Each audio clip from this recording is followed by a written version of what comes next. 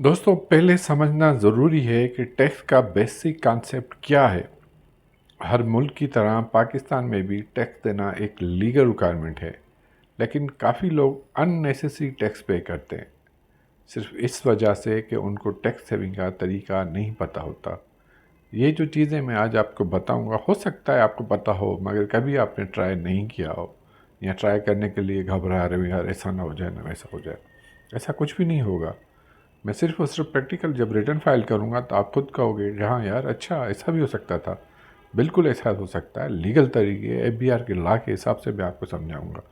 ठीक है, मगर ये अप्लाई बिजनेसमैन भी कर सकते हैं, और बिजनेसमैन को तो बहुत सारे तरीके हैं, मगर ये सैलरी पर्सन के दोस्तों के लिए स्पेशल वीडियो है। तो मैं आपसे बात कर रहा था कि तीन चीज़ें आप समझें। पहले बेसिकली तीन चीज़ें जिसमें से टैक्स बचाया जा सकता है। पहले टैक्स डिडक्शन, टैक्स रिडक्शन और टैक्स क्रेडिट। तीन चीज़ें हो गई, डिडक्शन, रिडक्शन और क्रेडिट। ठीक है, इनकम टैक्स रिटर्न में जब जाएंगे हम इन तीन चीज़ों पे काम करूँगा मैं, और कोई मज़ीद छोड़ दें क्या होता है क्या नहीं होता, इसी तरीके से बताऊँगा कि एफबीआर ने इन्होंने कहाँ कहाँ कंसेप्ट दिया हुआ। और ये हमारा बेड लक के बदनसीबी कहें या एफबीआर की चालें कहें कि काफ़ी ऐसी चीज़ें होती हैं जो अलाउ होती हैं उसमें, मगर इन्होंने ऐसे चेक लगाया हुआ इनकम टैक्स रिटर्न में कि वो हम क्लेम नहीं कर सकते। तो ये गलत बात है कि लीगली तौर पर आप देते भी हैं, वो जब हम राइट लेने आते हैं मिलते नहीं हैं। ऐसे ही है जिस तरह से आपका अगर एक्स्ट्रा टैक्स कट जाता है तो रिफ़ंड आपको घर बैठे मिलना नहीं होता। अगर आप लेने चाहते हैं तो लाजमी आते हैं वकील की फ़ीस, फिर जहाँ से लेंगे उनका खर्चा पानी 50% तो वैसे ही चला जाता है। तो आप कहते हैं यार इसके बेहतर यही है कि छोड़ ही दें। बहरहाल हम चलते हैं वीडियो में कि आप ये तीन तरीक़ों से टैक्स किस तरह से बचा सकते हैं। चले मैं रिटर्न में आ जाता हूँ। ठीक है, ये इनकम टैक्स की रिटर्न है, ये सैलरी पर्सन की मैं रिटर्न फाइल कर रहा हूँ, बिजनेसमैन की नहीं कर रहा हूँ। और इसमें काफ़ी ऐसी टेक्निकल चीज़ें हैं, मैं किसी में ऐसा काम नहीं करूँगा ताकि मुद्दे से नहीं हटूँ। हमारा मेन टॉपिक जो है वो टैक्स को किस तरह से बचाया जाए। ओके, जिसमें मैंने पार्ट 1 में मैं कह चुका हूँ कि आपको बता चुका हूँ। सच लाइक अगर आप बात करें 24 लाख आपकी सैलरी है, वो 24 लाख आपकी सैलरी है, अपना हर महीने 2 लाख है, और ये जो चीज़ें हैं कि अलाउंसेज है, एक्सपेंडिचर रिम्बर्स जो भी हैं, इसको लीव करें और इसमें उलझने की ज़रूरत नहीं है। मैं टैक्स चार्जेबल पे आता हूँ। जैसे टैक्स चार्जेबल पे आया, उससे पहले मैं थोड़ा सा कंप्यूटेशन बता दूं कि 2,40,000 पे कितना टैक्स एडमिटेड है। 1,65,000, इसको याद रखिएगा, आपको दिखाने का मकसद यही है। ठीक है, 1,65,000। अब इसको थोड़ा सा हम ऊपर आ जाते हैं अपने टॉपिक्स पे, जहाँ से मैं स्टार्ट करूँगा वो डिडक्शन अलाउंसेस पे स्टार्ट करूँगा। ओके, और ये पर मैंने क्लिक किया, और जैसे टैक्स डिडक्शन है, रिडक्शन है, क्रेडिट है, ये भी चीज़ें थोड़ा पार्ट 1 में देख लीजिएगा। सबसे पहले ज़कात अंडर सेक्शन 60 के तहत उसमें पार्ट 1 में मैं बता चुका हूँ, मगर मैं सिर्फ और सिर्फ प्रैक्टिकल करके दिखाना चाह रहा हूँ, कोई डेफिनेशन कोई लेक्चर नहीं झाड़ना चाह रहा। अब एक चीज़ मैं यहाँ से फिगर डालूँगा, फिर मैं करके दिखाऊंगा यार ये हो क्या गया, इसे क्या है। ये चीज़ें ऐसी है जो आपको पता होती है मगर आप शायद इग्नोर करके चलते हैं। आपने कहीं भी किसी भी इदारे में ज़कात दी 1,00,000 रुपया, ये 1,00,000 हुआ, और मज़े की बात ये 1,00,000 यहाँ आ रहा है एडमिसिबल। इट्स मीन दैट आप ये क्रेडिट में काफ़ी चीज़ें ऐसा नहीं है कि आप क्रेडिट करते जाएँ और देखें नहीं, एक एक चीज़ करके मैं दिखा रहा हूँ। कंप्यूटेशन में आए तो मैंने ज़कात दी, वाह भाई ये तो 24 लाख से 1,00,000 कम हो गया और मेरी नेट इनकम आ गई 23 लाख। ज़बरदस्त, आपने ज़कात दी थी, नेक काम किया। इसका मिस यूज़ नहीं कीजिएगा, किसी से भी इंस्टीट्यूट से ज़कात की रसीदें देकर आप अटैच करके लगा दे कि भाई ताकि मैं टैक्स से बचा सकूँ। कोई इलीगल काम नहीं कीजिएगा, लीगल कीजिएगा। ज़कात ऐसा मामला अल्लाह का मामला है, ठीक है, सिर्फ एफबीआर का मामला नहीं है। और मैंने 2,40 दिए 24 लाख में से, और 1,00,000 वो हो गया माइनस हो गया, तो मेरा टैक्स रेट जो है वो 23 लाख के हिसाब से लगेगा। अब एजुकेशन एक ऐसा ये है कि अगर आप यहाँ लिखेंगे सच लाइक आपने 2,00,000 रुपये एजुकेशन पे एक्सपेंसेस किए, ठीक है, और यहाँ पर ज़ीरो आ गया, यार इसका मकसद इसमें तो कोई है ही नहीं हमारे को, इसमें एक मैं आपको टेक्निकल चीज़ें बताऊं, ये उन लोगों के लिए हैं जिनकी सैलरी 15 लाख से नीचे है, उनको ये अलाउंसेस की फैसिलिटीज़ दी है, वो क्लेम कर सकते हैं। बाकी जिनकी हैंडसम सैलरी है, जो 2 लाख वाले हैं, वो अपने आजकल 2 लाख से होता है क्या है यार, सारा खर्चा बच्चों की फीसें ही उसमें ही पूरी हो जाती हैं। तो मैं 14 लाख करके देखता हूँ, ताकि आपको पता चले कि यार कि ऐसा है या नहीं। आप मेरी बातों का क्या पता है, काफ़ी लोग ऐसे यकीन ना करें। तो ये मैंने 2 लाख किया, तो मुझे ये यहाँ से 10,000 रुपये की मुझे मिल गया। ठीक है, 5% का मुझे टैक्स अलाउंसेस मिल गया। तो चलें आगे चलते हैं, सिस्टम में देखें ये 10,000 हमें इनकम से कम हुए या टैक्स से कम हुए। चलो कंप्यूटेशन को मैं क्लिक करता हूँ और मैं देखता हूँ। वैसे ये मैं इसमें आपको बता चुका हूँ। फिर कहोगे कि पार्ट वन देख ही देंगे तुम लोगों ने, यार मैं डायरेक्ट पार्ट 2 पे आ गया प्रैक्टिकल तौर पर। अच्छा भाई, 14 लाख में से ये मेरी इनकम 10,000 में और इजाफा हो गया। 1 लाख ज़कात का था, और ये अगर मैंने वो दिया तो गवर्नमेंट ने 5% दिया, तो वो ऐड हो जाएगा, तो मेरी नेट इनकम से वो कम हो जाएगा। अब चलो चलते हैं दोबारा में 24 लाख की तरफ, क्योंकि 2 लाख को लेकर चल रहा हूँ मंथली, तो साल के 24 लाख है, ताकि कंफ्यूज ना हो जाए। ये सिर्फ हेड आपको बताने के लिए मैंने 14 लाख की थी, ताकि आप मेरी बात का यकीन कर सकें कि देखो अल्लाह के बंदे, मैं सही बोल रहा हूँ। तो ये पॉइंट आप कर लीजिएगा। अगर कोई प्रैक्टिस कर रहा है या कोई न्यू कमर जो इस फील्ड में आ रहे हैं, तो ये अपने क्लाइंटों को फ़ायदा दे सकते हैं, उनको समझा सकते हैं कि आप लीगली तौर पर टैक्स को किस तरह से हम बचा सकते हैं। ओके, तो अब हम चलते हैं टैक्स रिडक्शन की तरफ। अच्छा, जाते जाते हुए ज़कात के बारे में बताऊं। ज़कात का मिसयूज़ एक दफ़ा पे नहीं कीजिएगा।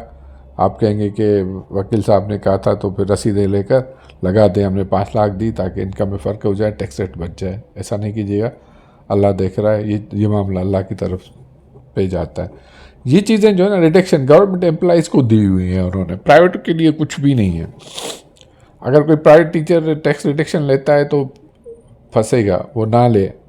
ये सिर्फ और सिर्फ एजुकेशन मैटर जो है गवर्नमेंट के लिए ही है, वही क्लेम करते हैं, उनको रिडक्शन दी जाती है। हालांकि बाकी चीज़ों में होनी चाहिए, जिसमें इस तरह से लिखा हुआ है मेडिकल प्रोफेशनल है, डॉक्टर है, जो रिसर्च है, साइंटिस्ट है, ये उनके लिए उनकी जब सैलरी होती है तो उसमें से पहले ही कट जाता है। और बाकी जितने भी इसमें है सारे गवर्नमेंट एम्प्लॉइज़ के लिए हैं, और ये प्राइवेट के लिए कुछ भी नहीं है। तो जो मेरे गवर्नमेंट मुलाजिम हैं वो फ़ायदा इस चीज़ों का उठा सकते हैं जो इसमें लिखा हुआ है। ठीक है, एक्स सर्विसमैन ने, आर्मी के, आर्म फोर्सेस के लोग हैं, उनको 50% टैक्स रिडक्शन है, मिलनी भी चाहिए। आर्मी को सलाम है हमारा, और राइट भी बनता है इन लोगों को। इनको नहीं देंगे तो किसको देंगे यार। अच्छा, अब टैक्स क्रेडिट पे आ गया। अलाउंसेस हो गया, टैक्स रिडक्शन हो गया, अब टैक्स क्रेडिट पे आ जाते हैं। अब ये डोनेशन है। ठीक है, अब अगर आपने किसी भी इदारे को, शौकत खानम वगैरह को आपने डोनेट किया है, मैं कैलकुलेट कर दिया। अब इसमें जो है आपको 6.6%, ठीक है, वो आपको, आप देखें, ये पढ़ें कि ये क्या है, टैक्स क्रेडिट। इट्स मीन देखते आपको तो टैक्स से माइनस होना चाहिए यार। चलो देखें, और ये जो था मेरा टैक्स 6,000, वाह। ठीक है, जो मैंने डोनेशन दिया था उसमें 6,630 का मुझे क्रेडिट मिल गया। मेरे पास बैंक प्रूफ भी है, मैं चेक के थ्रू पेमेंट दी थी, मेरे पास रसीद है उस इदारे की। ठीक है, अगर चेक के थ्रू नहीं तो आपने ऑनलाइन ट्रांसफ़र किया तो बैंक स्टेटमेंट से वो हो जाता है, और उन्होंने मुझे प्रूफ भी दिया है डोनेशन का। तो इसका भी मिसयूज़ नहीं कीजिएगा। रसीदें बनकर आप क्लेम करेंगे कि यार मैंने टैक्स दिया ताकि टैक्स बचा सकूँ और अपनी इनकम ज़्यादा शो कर सकूँ। कोई गलत काम नहीं कीजिएगा, लीगल काम कीजिएगा, अल्लाह को बंदो, वरना फिर ऐसी चीज़ें नहीं बताऊँगा। अच्छा, उसके बाद हम आ जाते हैं पेंशन फंड से, ऐसे फंड से जैसे मीज़ान में है, कोई भी इस्लामिक बैंकिंग में, या कोई भी ऐसी कंट्रीब्यूशन आप लेते हो तो उसमें भी आपको टैक्स जो है क्रेडिट मिलेगा। ठीक है, तो आप लिखते जाएं और देखते जाएं इसकी रिज़ल्ट क्या आएगी। पहले यहाँ लिखें, कुछ भी अमाउंट लिखें आप। चलें मैं लिख देता हूँ इसमें, सच लाइक 1 लाख लिख देता हूँ, ठीक है। और यहाँ से मैं कैलकुलेट करता हूँ, कैलकुलेट, वाह, इसमें भी मुझे 6.6 का टैक्स क्रेडिट मिलेगा। इस मीन्स 13,000 समथिंग का मुझे क्रेडिट मिल गया, और ये 13,260 रुपये क्रेडिट मिला। ओके, चल मेरे भाई अब आगे चलते हैं। अब नीचे जो है ना टैक्स क्रेडिट 100, यार ये तो एक इतना बड़ा टॉपिक है, इस पर तो एक अलग से वीडियो होनी चाहिए। अच्छा, ये टैक्स क्रेडिट अंडर सेक्शन 103, ये इसमें पहले भी है, मगर चलो आपको मैं एक दफ़ा फिर बता ही देता हूँ कि ऐसे लोग जिनका टैक्स बाहर से कोई इनकम है और पाकिस्तान में भी कोई सोर्स है और उनका वहाँ पर टैक्स डिडक्ट हुआ, उसका भी आपको प्रूफ होना चाहिए कि वहाँ कोई टैक्स डिडक्शन हुई, तो यहाँ पर आप जो है अपना टैक्स क्रेडिट ले सकते हैं। ये फॉरेन इनकम जो बाहर लोग काम करते हैं, जब वहाँ से सैलरी ले रहे, जो उन पर टैक्स कटता है 103 के तहत। तो चलें फिगर लिख कर दे देते हैं क्या होता है। चलें, मैंने 10,000 लिखा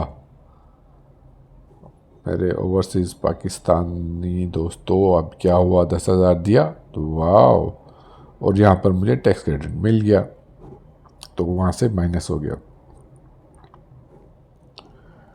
तो उसका जितना टैक्स होता है ना, उसके परसेंटेज के हिसाब से होता है। ये नहीं है कि आपने 10,000 दिए, 10,000 जहाँ से क्रेडिट मिल गया, तो उस परसेंटेज के हिसाब से तकरीबन समथिंग 9% तो हो ही जाएगा।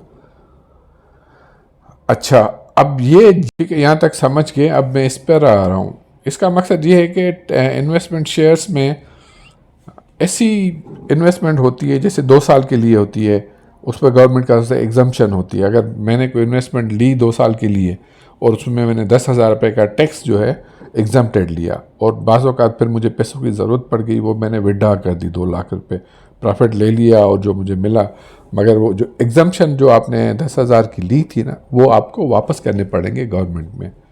मगर ये जो शातिर लोग हैं ना, वो करते नहीं स्टॉक एक्सचेंज से, एक से एक अक्लमंद है, कोई इतने ईमानदार तो है नहीं। वो कहेंगे यार गवर्नमेंट कौन सी हमारे साथ सिंसियर है।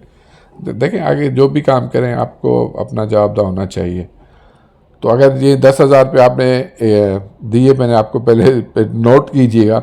अच्छा, टैक्स 1,30,000 है ना, ओके। अब मैं जाऊंगा इन्वेस्टमेंट के लिए, करके दिखाऊंगा ताकि बोलोगे यार वकील साहब ने दवा में तीर मारा है। जब क्योंकि लेने के बाद जो है ना, यहाँ कोई लिखता नहीं है, मैंने आज तक नहीं देखा किसी ने कहा हो कि यार ये 10,000 हमें वापस करने गवर्नमेंट को। तो यहाँ 10,000 अगर आपने कोई पॉलिसी या कोई इन्वेस्टमेंट वापस की है, सरेंडर की है, तो वो आपको एग्जम्पशन जो टैक्स था जितना भी होगा वो भी आपको गवर्नमेंट को वापस करना पड़ेगा एज़ पर लॉ, ठीक है। ये देखें 41 हो गया, तो भाई चलो माइनस करो, हम नहीं देते, हमने कोई पॉलिसी नहीं ली है। तो अब यहाँ से मैंने अब उसके नीचे जो है टैक्स क्रेडिट टू चैरिटेबल, ये वही है जो ऊपर लिखा हुआ है। तो इसमें भी आपको उतना ही प्रॉफिट जो है शेयर मिलेगा जो ऊपर है, मगर उसके लिए भी रसीद होनी चाहिए। उन लोगों के लिए है जो एसोसिएशन पार्टनर है या रजिस्टर्ड फार्म है जिसमें 2 पार्टनर है, 3 पार्टनर है, फिर अपने हिसाब से जो शेयर होगा वो अपना क्लेम कर सकते हैं, उनको भी 6 पॉइंट समथिंग का मिल जाएगा, ठीक है। यहाँ तक तो आप समझ गए ना, ये अहम चीज़ें हैं ना। अब टैक्स डिडक्शन जो एडजस्ट में आता है, ओके, आपके सैलरी में अगर कोई टैक्स जितना कट गया है, वो अब अगर गवर्नमेंट एम्प्लॉइज़ हैं तो उसमें लिखेंगे, प्राइवेट है तो उनमें है, कॉर्पोरेट है तो उन चीज़ों में आप टैक्स लिखिएगा। मगर मैं आपको समझाने के लिए अब इसको छोड़ ही रहा हूँ ताकि पता चले आपका टैक्स कितना बच चुका है। अभी तक देखो मैंने आपका कितना टैक्स बचा है, गनीमत है सैलरी लोगों के लिए। बिजनेसमैन तो भाई बिजनेसमैन है, उन लोगों के लिए मज़े। इसके अलावा काफ़ी चीज़ें, एक एक चीज़ पढ़ें, देखें कहाँ कहाँ आपका टैक्स, ऐसा ना हो कि खाना खाने जाए रसीद है वो उसमें टैक्स लगा। नहीं, जो विथहोल्ड टैक्स, जो इनकम टैक्स लगा है किसी चीज़ में भी, आपने गाड़ी का सालाना टैक्स दिया एक्साइज डिपार्टमेंट में, तो उसमें एक विथहोल्ड इनकम टैक्स होता है, आप एडजस्ट कर सकते हैं। गाड़ी परचेज की, उसमें आपने विथहोल्ड टैक्स दिया, आप 231B में वो आप क्लेम कर सकते हैं। तो ये चीज़ें जो है ना आपकी राइट, आपके इलेक्ट्रिक बिल आप सैलरी परसेंट लाजमी हो, कमर्शियल तो नहीं होता, मगर 25,000 से ज़्यादा अगर नॉन फाइलर में टैक्स कट जाता है, 7.5% घटता है, आपको पता होना चाहिए। काफ़ी दोस्त ऐसे हैं जो इलेक्ट्रिक वालों को अपना NIC रजिस्टर्ड नहीं करा कि मैं फाइलर हूँ, मैंने 7.5% नहीं काटे, तो 25,000 से ज़्यादा जिसका भी बिल आएगा उसका वो कट दिया जाता है। अच्छा, अब भी सेल फोन पर आपका टैक्स कटता है, आप वो क्लेम करो। ये आपके क्रेडिट डेबिट कार्ड में यूज़ करते हैं, उसमें आपका टैक्स कट जाता है, आप वो क्लेम करें। सच लाइक अगर आपका 5,000 पे क्रेडिट कार्ड से टैक्स कटा है तो वो भी एडजस्ट हो जाता है। प्रॉपर्टी परचेस करते हैं आप, वो कर सकते हैं। तो काफ़ी चीज़ें हैं जो आप इग्नोर करके चलते हैं, पता सबको होता है। मैं ये सिर्फ और सिर्फ इस चीज़ पे बात की है, बाकी चीज़ों पे मैंने कोई बात नहीं की। मैं सिर्फ एडजस्टमेंट जैसे हो गया, डिडक्शन हो गया, क्रेडिट रिडक्शन, और इन चीज़ों से आप टैक्स को किस तरह से बचा सकते हैं। आई होप कि आपको वीडियो पसंद आई होगी। अगर आप चाहते हैं कि इसमें देखें, जो रिटर्न होती है ना, बहुत फंसी रिटर्न होती है। ऐसा नहीं है बरसाती मंडे की तरह सिंपली फिगर डालकर सबमिट करवा दिया, नहीं, ये बड़ी टेक्निकल चीज़ें होती हैं। अगर पूरी रिटर्न पे करेंगे काफ़ी घंटों लग जाएंगे। अगर आप इसमें से किसी और एक टॉपिक्स पर चाहते हैं कि मैं आपको करके दिखाऊं प्रैक्टिकल तौर पर, तो आप मुझे कमेंट्स में काइंडली ज़रूर बताइएगा।